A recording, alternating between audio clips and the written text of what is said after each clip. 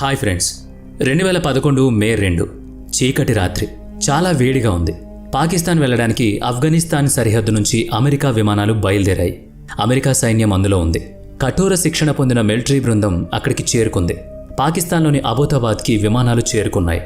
రాత్రి 12:30 సమయంలో అబోతాబాద్కి అవతల ఒక రహస్య ఇంటి ముందు ఒక హెలికాప్టర్ ల్యాండ్ అయింది. మిగిలిన హెలికాప్టర్ గాల్లో తిరుగుతున్నాయి.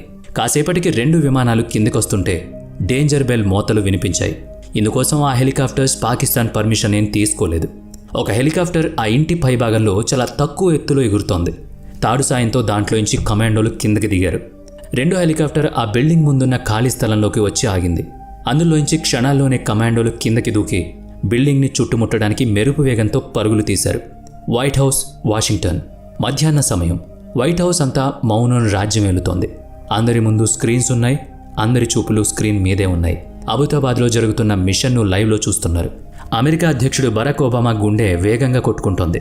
అతను సంతకం చేసిన ఆపరేషన్ మొదలైంది. అదే operation Neptune spear.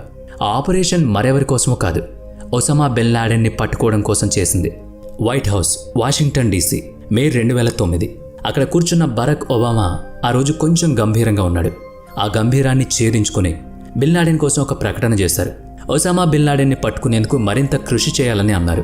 America CIA ఏజెంట్లు కూడా ఈ అన్వేషణ కోసం ఎక్కువ టైం పెట్టేందుకు సిద్ధమయ్యారు.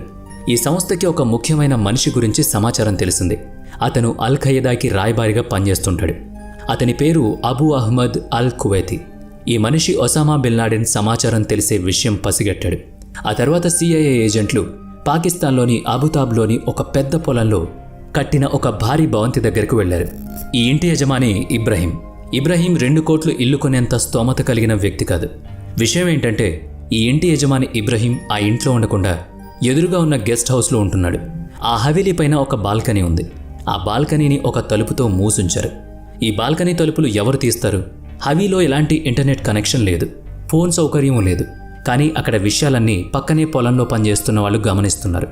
అందులో ఒక మనిషి పక్కనే ఉన్న హవేలీలో ఏం జరుగుతుందనే విషయం గమనించాడు. దానికి పేసర్ అని పేరు పెట్టారు. ఆ హవేలీలో చాలామంది పిల్లలు, మహిళలు ఉంటున్నారని అర్థమైంది. అయితే వాళ్ళు చెత్త మాత్రం లోపల వేయటం లేదు, దాంట్లోనే కాల్చేస్తున్నారు.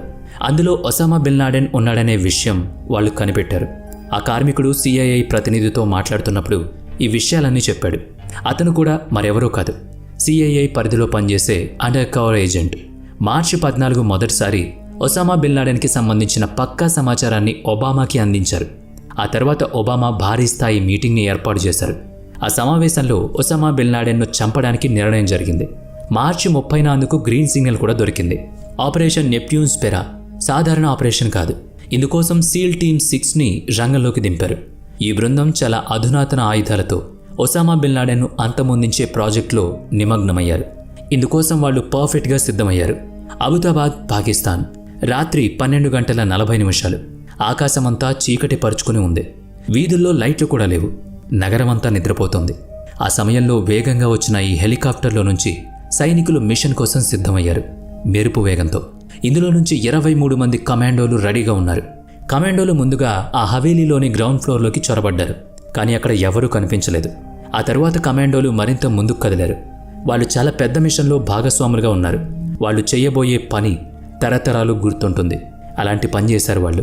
ఆ తర్వాత కమాండోలు ఫస్ట్ ఫ్లోర్కి వెళ్లారు. చాలా నెమ్మదిగా అడుగులో అడుగు వేస్తూ ముందుకు కదిలారు. అంతా చీకటి. వారికి అక్కడ ఏం కనిపించట్లేదు.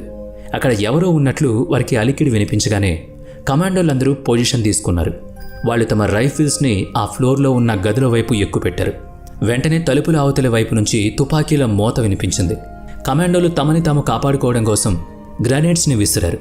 కాసేపటికి కమాండోల బృందం లోపలికి వెళ్ళింది. వాళ్ళ ముందు ఆయుధాలతో ఉన్న 2 వ్యక్తులున్నారు. వాళ్ళు తమ చేతుల్లో ఉన్న తుపాకులను ప్రయోగించే లోపే కమాండోల చేతిలో ఉన్న అధునాతన తుపాకులు పేలడం మొదలయ్యాయి. 2 వైపుల నుంచి తుపాకుల యుద్ధం జరిగింది. కాసేపు నిశ్శబ్దం ఆవహించింది. తర్వాత కమాండోల ముందు ఉన్న 2 కూడా శవాలుగా మారారు. అందులో ఒకరు ఒసామా కొరియర్, మరొకరు అతని భార్య. కమాండోల ఫైరింగ్లో వారిద్దరూ మరణించారు. ఈ కమాండోల 2వ బృందం హవేలీలోని మరో గదిలోకి ప్రవేశించేందుకు సిద్ధమైంది. ఆ గదిలో ఒసామా 2వ కొరియర్ పడుకునున్నాడు. నిద్రలో నుంచి లేవగానే కళ్ల ముందు కలలాగా 5 కమాండోలు నిలబడ్డారు. ఆ కొరియర్ తన ఆయుధం తీసి కాల్చేలోపే కమాండోలు ఫైరింగ్ మొదలైంది. అతను కూడా చనిపోయాడు. ఇప్పుడు గ్రౌండ్ ఫ్లోర్, ఫస్ట్ ఫ్లోర్ ఖాళీగా ఉన్నాయి. అక్కడ కమాండోలకు ఎలాంటి ప్రమాద సంకేతాలు అందలేదు. ఆ తర్వాత మరో అంతస్తులోకి వెళ్లేందుకు కమాండోలు సిద్ధమయ్యారు. ఇది ఈ ఆపరేషన్లో అత్యంత కఠినమైన పని. ఎందుకంటే వారికి వచ్చిన సమాచారం ప్రకారం ఒసామా బిన్ లాడెన్ కుటుంబం అంతా ఈ హవేలీలోనే ఉంది. అందుకే కమాండోలకు కూడా ఒక పెద్ద సమస్య ఎదురైంది. మహిళలకు, పిల్లలకు ఎలాంటి హాని తలపెట్టకూడదని వాళ్ళు అనుకున్నారు. ఈలోపే కమాండోల ముందు ఒక యువకుడు వచ్చి నిలబడ్డాడు. వెంటనే కమాండోలు అతని మీద ఫైరింగ్ మొదలుపెట్టారు. క్షణాల్లోనే అతను కన్నుమూశాడు. ఆ చనిపోయిన యువకుడు మరెవరో కాదు, ఒసామా బిన్ లాడెన్ కుమారుడు. ఆ తర్వాత 2వ అంతస్తులోని అన్ని గదుల్లో వెతకడం మొదలైంది. బిన్ లాడెన్ సంబంధికులందరినీ కమాండోలు బందీలుగా పట్టుకున్నారు. Ground floor, first floor, second floor మొత్తం కమాండోల ఆధీనంలోకి వచ్చింది. కానీ వాళ్ళు వెతుకుతున్న అసలు సిసలైన మనిషి ఒసామా బిన్ లాడెన్ మాత్రం ఇప్పటికీ పట్టుబడలేదు. కమాండోలకు ఒక భయం పుట్టింది.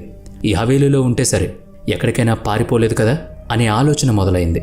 తమ మిషన్ గురించి సమాచారం అతనికి తెలిసిపోలేదు కదా అని వాళ్ళు ఆలోచనలో పడ్డారు. ఆలోచిస్తూ మరో అంతస్తులోకి వెళ్లేందుకు వాళ్ళు సిద్ధమయ్యారు. White house, Washington DC. రాత్రి సమయం 12:40. అక్కడ గదిలో ఉన్న స్టాఫ్ అందరూ ఆందోళనగా ఉన్నారు. ఒబామా గ్రీన్ సిగ్నల్ అయితే ఇచ్చాడు, కానీ ఇక్కడ ఉన్నాడా లేదా అనే విషయం మాత్రం ఖచ్చితంగా తెలియదు.